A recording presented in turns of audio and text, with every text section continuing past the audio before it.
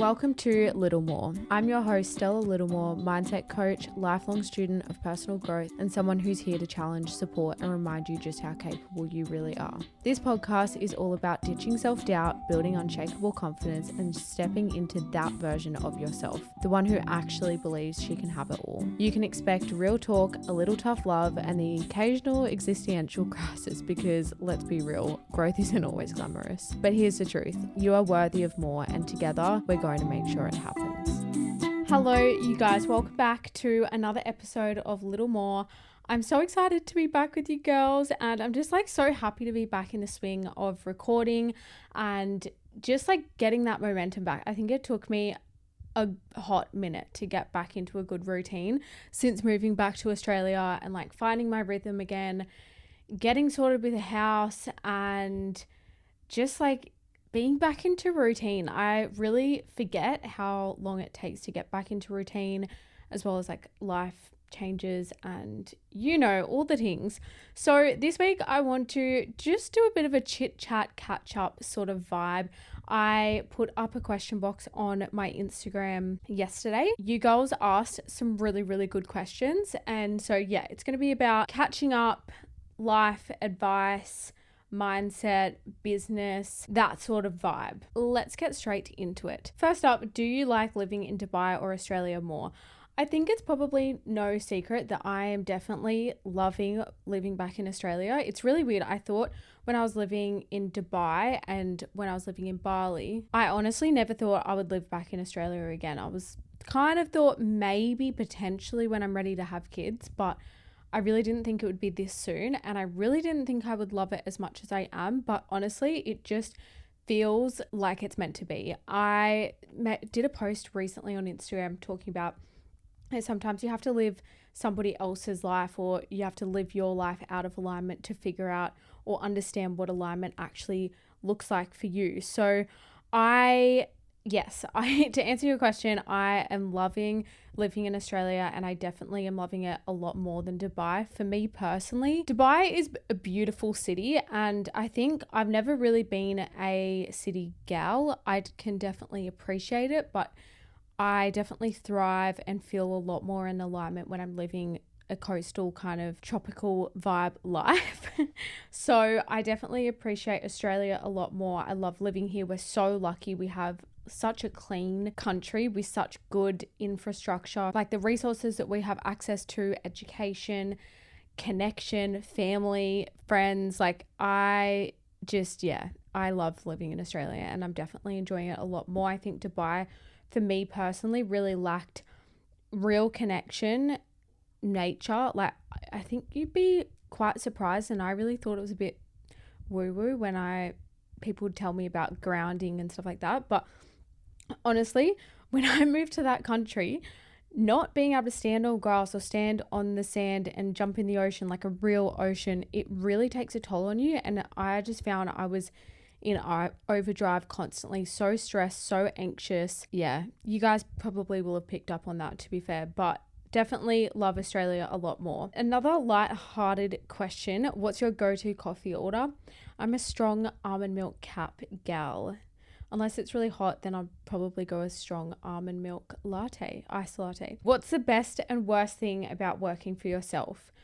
The best thing about it, I think, is knowing that you're doing something that you're passionate about and that you love, and that while you can go through periods of having momentum and inspiration and not, ultimately you have such a strong reason why. Whereas when you're working for somebody else, I think it can be harder to show up when you don't have that inspiration or momentum or motivation. Whereas when you're working for yourself, that's very clear generally. Yes and no, actually. When I was doing social media as my job, I definitely didn't have the same drive and motivation and fulfillment as I do now coaching. When you work for yourself, you really have to know your why and get clear on that, and that will allow you to keep going, as I said, when you don't have that momentum and that inspiration, because I promise you, no matter how much you love your job or your business, that does ebb and flow. Being able to come back to your why is going to be what allows you to show up in those times where you're not so motivated.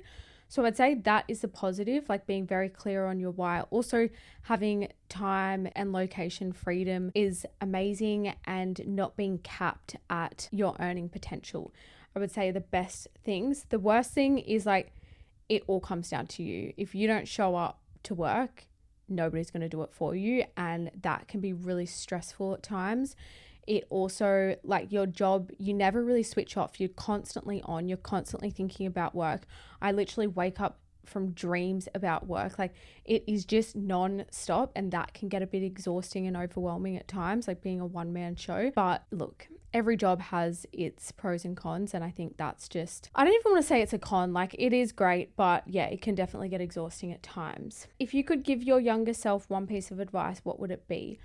I always say, whenever I answer this question, talk to yourself the same way you would talk to your best friend or your future daughter, because that is very quickly going to shift the way that your self-talk, and your self-talk is everything. If you're being horrible to yourself, what kind of person do you think you're building? If you're being kind to yourself and encouraging yourself, we attract who we are, not what we want. So if you become a positive, good place in your mind, that's how the rest of your life and your goals is going to be accomplished. Or that's how you're going to believe in yourself to take the action aligned with the goals. Okay, next question is, how is your program Reclaiming Her, and what have your biggest takeaways been? This is an interesting question. So we're just about to finish the live round of Reclaiming Her. Actually, it will be finished by the time this episode goes live. It has been incredible because this program came off the back of me navigating a breakup, moving countries. It was really, really hard period of my life, and there was a long time of processing the breakup prior to it happening. But then when I fully came out of that relationship, I just opened up so much on social media and found that there were so many girls that could relate. And as well, just in my coaching journey, a lot of girls come to me with, the main reason a lot of girls come to me is losing themselves after a relationship or a breakup, and wanting to build their confidence and build their self-worth and their self-belief and work on their mindset and their emotional resilience and intelligence. And so I really saw a gap in the market, I guess you could say, for coaching specifically on breakups. And I was like, how do you know? I have been through a few breakups, and I'd worked with a coach throughout a breakup. So I had a lot of the tools already.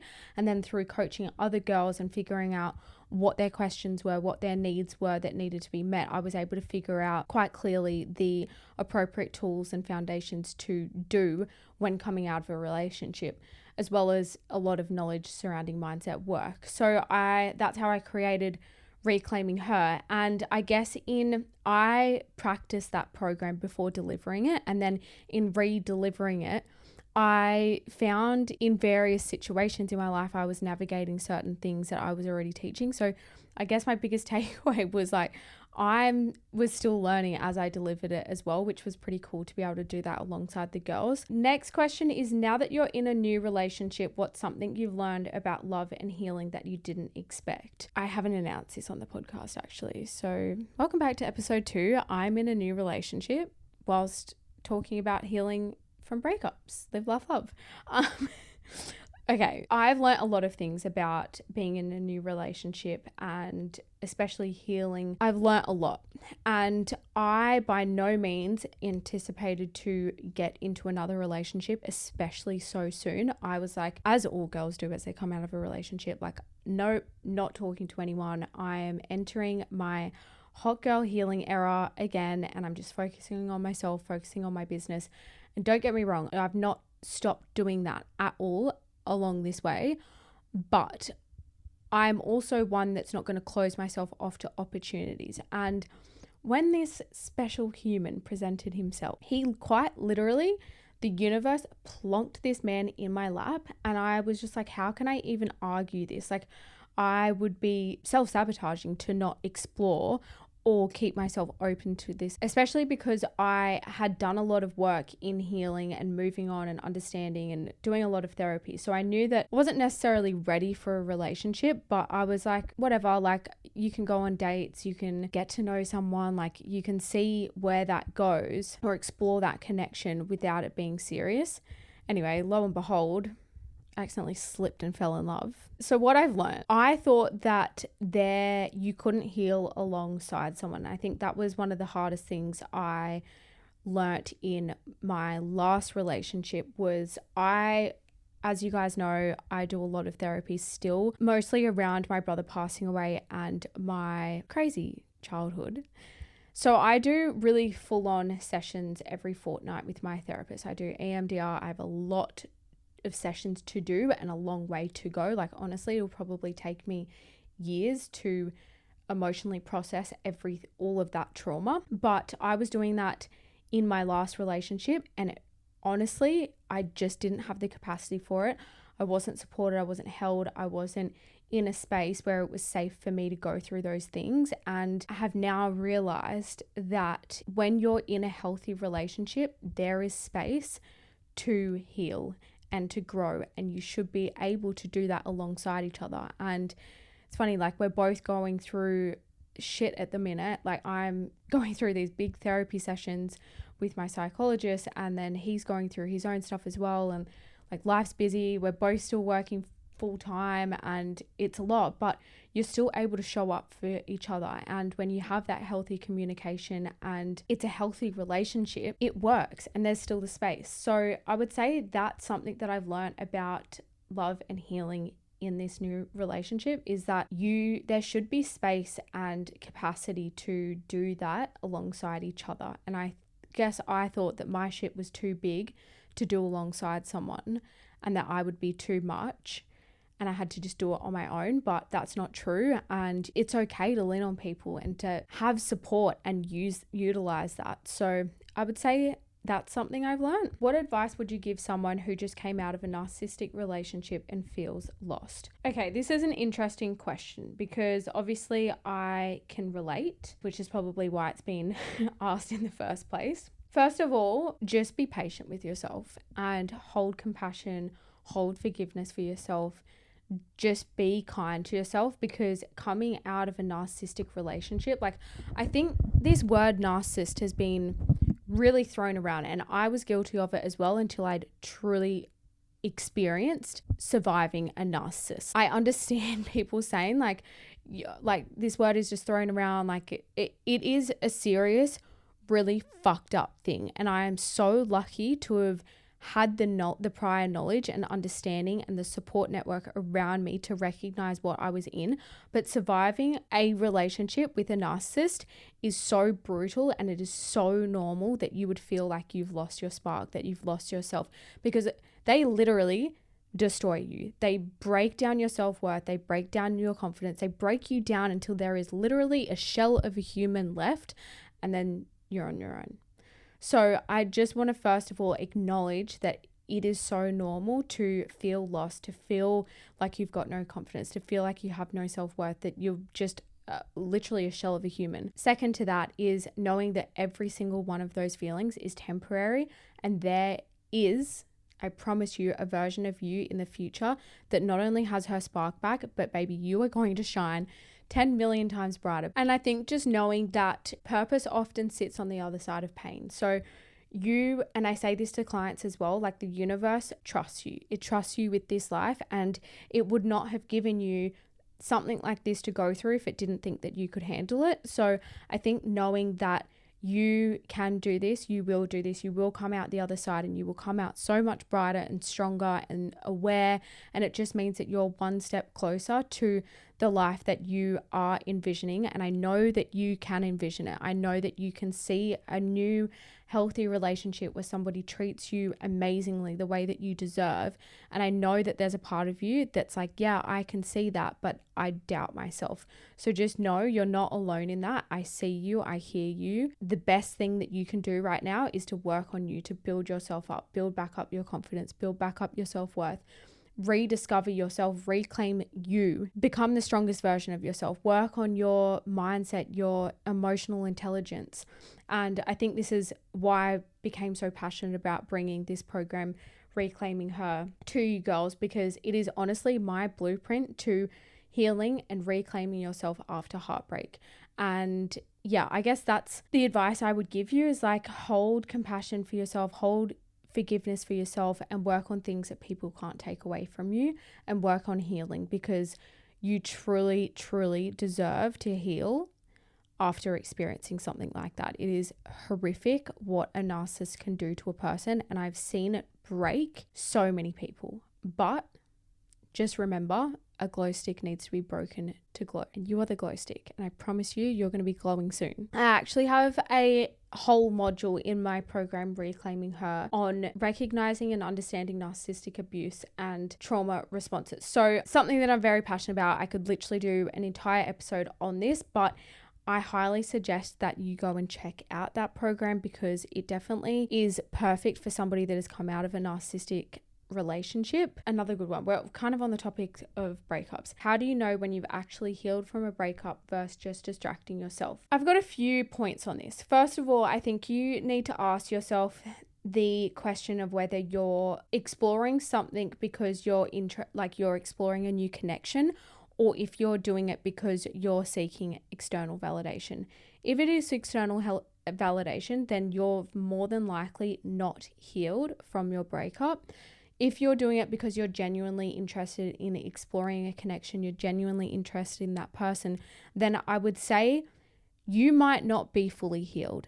And I say that because a lot of the healing that you will do after a breakup actually comes with relearning certain behaviors and relearning what is healthy in a relationship through going through another relationship again, if that makes sense.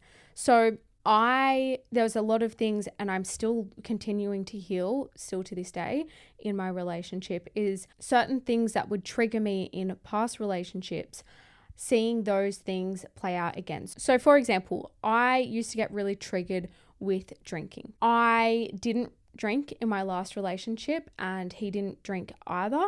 It was still something that triggered me, and I completely forgot. And entering into this relationship, this person does drink occasionally. Not saying he excessively drinks at all, but in going out and having drinks with a few of his friends, I recognized I was getting so triggered, and I was like, what is going on? Like, what is this? And I really had to internally reflect on what was going on. And I was like, wow, like I haven't relearnt this behavior again. I've only ever seen this turn out to be somebody abusing drugs and alcohol, and me feel abandoned as a consequence. Like, this is now an opportunity for me to see this person and see whether they're the same, or see if they have a healthy relationship with alcohol and how they treat me when they're under the influence. And to my surprise, it was a very healing experience. I was able to see that you can drink responsibly, and you can still love somebody and treat them with respect and communicate well,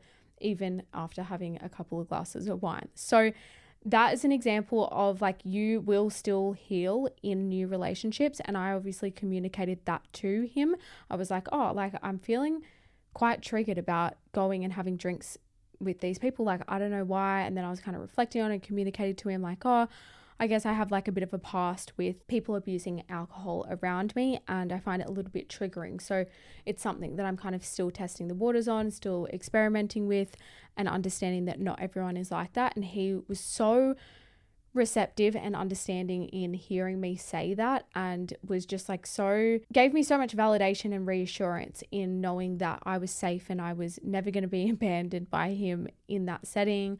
And he's got me and he supports me and he'll never do anything to trigger me. And he was, showed up. So that's an example of healing even in a new relationship. And that was something that I'd experienced years ago. So it just goes to show, like, you can think that you're fully healed, but you still, as you go through new experiences, you relearn things. Okay, this is a good question. What advice would you give to someone who knows they need support but feels guilty investing in themselves? Okay, so straight off the bat, asking this question to me suggests that you've got some money mindset work to do, because the only real reason that you would feel guilty in investing in yourself generally comes down to your money mindset and caring about what other people around you are saying. I said this to a client the other day. In order to have more, you must become more. Okay, so to have a phenomenal life, you have to leave the land of familiar.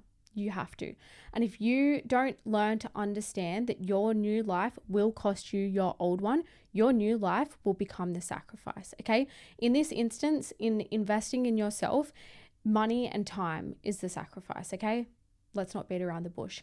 If you don't sacrifice these things, your dream life will become the sacrifice. People invest in people who invest in themselves, okay? Become higher value, learn, educate yourself, grow, challenge yourself. That is how you're going to get that life that's on the other side of all these fears and all these limiting beliefs that you hold. Information and education is an asset as well. The more that you learn, the more that you earn. This is another interesting question. How do you know if you're ready for coaching? This is funny because I remember literally Googling this question or something along the lines of this question before I started working with my first coach. And I remember saying it to the boyfriend that I had at the time, like, I really want to get a coach. Like, all these successful business owners and entrepreneurs, like, they all talk about seeing a coach before. I have to see a coach. Like, I want to become a successful entrepreneur. Like, I need to see a coach. Like, what is this mindset work? What is this coaching? Like, I don't know what it is, but like the cool people doing it, I want to do it.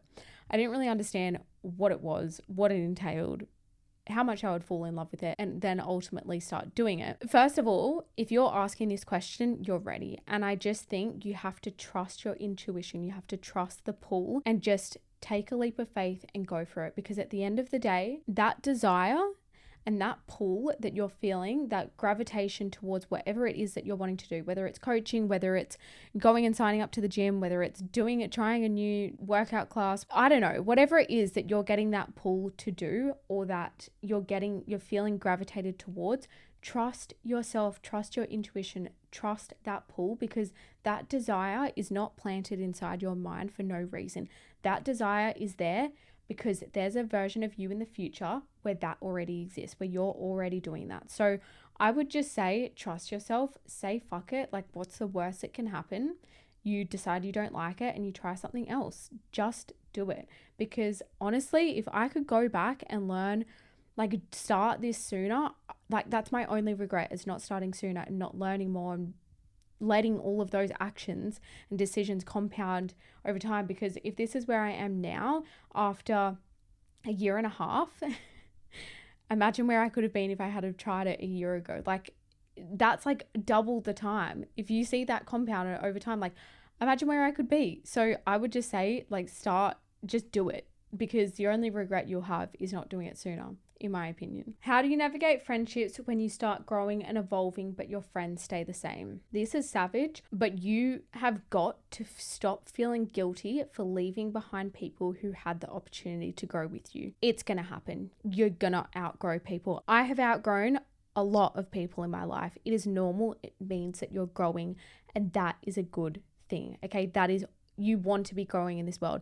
I honestly think if you are not open to growing and challenging yourself, like, you are literally choosing to die slowly. Don't feel guilty about outgrowing people and evolving. It doesn't necessarily mean that you stop being friends with those people. Like, you might still talk to them here and there. You might still catch up with them when you're in that country or you're in their town. So you don't necessarily fall out with everyone. But I think that when you stop making time for people that feel like they're out of alignment, that aren't adding value to your life, you now open up space and room and capacity for people that are, and that are on a similar trajectory, or that have similar goals, that have a similar mindset, that are growing at a similar pace to you, that are only going to expand you and make you grow more.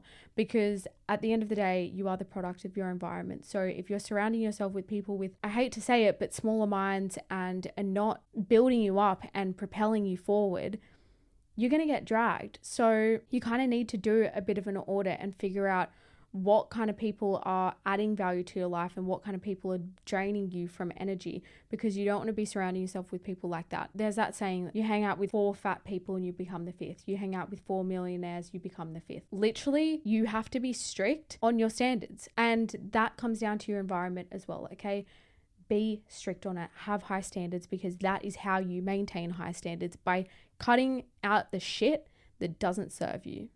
Sorry, that's a bit brutal, but anyway, if someone feels like they've fallen behind in life compared to their friends, How do they shift that mindset? Honestly, comparison is the thief of joy. Like, you have got to stop comparing yourself to people, because I fucking promise you, you have no idea what somebody is going through behind closed doors. The amount of girls that I have conversations with, that I coach, that open up to me about all the shit that they're going through. And on the outside, it looks like we're all living these perfect, glamorous, luxurious lives that we're all got our shit together. Every single one of you listening at some point has felt like they are comparing their life to the person next to them. Okay, let that sink in. Every single one of you. You are not alone in feeling behind, and you've got to stop comparing yourself to somebody else, because 99 times out of 100 are doing the exact same thing, and you're just not seeing the shit that they're going through, the shit that they're facing, the challenges that they're overcoming. You're not seeing it. So until you know somebody's entire story, every struggle that they're going through, everything that they're navigating, you actually don't know that you're falling behind, because even the people that seem like they've got it all figured out don't. So I would just say, like, focus on yourself, because focusing on other people, like, where energy goes, things grow. So pour that energy into you and stop comparing yourself to the person next to you, because you literally don't even know what they're going through. And this is your life. This is your journey, and you get to live it at your pace and the way that you want. And I think by comparing yourself, you're falling into the trap of society programming, and that's just not productive. What's a small thing you do daily that makes a big difference in your mindset? Oh, this is hard to choose one, but I'm going to give 3. First of all, this is going to sound so basic, but how you treat your body. So I'm talking daily movement, looking after your diet, eating well, putting nutritious meals into your body. That has a huge difference on your mindset. And it's literally like, we all make a decision to eat and to move and to do all these things every single day. Like, make sure that you're doing things that are ultimately to better yourself. And that makes such a big difference to your mindset. I honestly notice when I've not moved my body, I've not gone to the gym, like, I feel shit and I feel groggy and I feel gross. And you just have to, whether it's 10 minutes, whether it's an hour, you have to move your body. And you will find, like, when you're eating heaps of sugar and not very nutrient dense meals, you'll feel that in your mind and you'll feel that in your happiness. So I would say that's one. Second is journaling. I've talked about this so much, but journaling has changed my whole life. Just getting real with yourself, calling yourself out on your shit, doing shadow work, doing whatever journaling style resonates with you. Doing that, jumping on the back of journaling, reflecting. So reflecting on the times that you got triggered throughout the day, and really working through that and understanding why, and understanding how you can better navigate a situation or communicate your needs, because that is ultimately going to better your self-awareness, better the person that you are and how you show up and how you communicate in your relationships around you. Third one is learning, education, doing something that is, I try to include at least 30 minutes of education every single day, whether it's a podcast, whether it's a book, like an audio book, whether it's reading a physical book, whether it's doing a course or a program. Like, I try to do at least 30 minutes of that every single day. That makes the biggest difference to my mindset, because when you change the channel in your mind, so when you listen to depressing music, you're probably going to feel it a little bit depressed, slow, emotional. It can exacerbate those emotions, right? But when you change that channel and you start listening to, I don't know, a happy playlist, or you start listening to a motivational speaker or a motivational podcast, an audio book, you start learning, you start growing your mind, it starts expanding. You start getting in that wavelength of making decisions that are aligned with the goals that you want to achieve. It just really switches the channel in your mind. And as I said before, to have better, you must become better. People invest in people that invest in yourself. So if you're growing and you're changing and you're learning and you're educating yourself every single day, imagine that compounded over time. It's the best thing that you can do for yourself. And we are so, so lucky in this day and age to have so much access to education and learning. It is ridiculous. Like, it is essentially free. You can do so much for your brain and for your mindset in learning. So yeah, I would say that, like, listening to podcasts, books, audiobooks, doing programs, doing courses, like, it's so accessible these days. Anyway, girls, I think I'm going to wrap that up. There were a lot more questions, but if you want me to answer, if you want me to do a part 2 on this, please just send us a little message. I hope you girls have enjoyed this podcast episode. As always, please make sure to follow the podcast if you want to stay up to date with our new episodes. Make sure to rate the podcast if you're enjoying. If you're not, send me a DM, because I actually am quite receptive to constructive criticism. I love hearing you girls' feedback and your beautiful messages, and I also just appreciate all of your support so much. It means the world to me. I will see you in next week's episode. I love you all so much. Bye.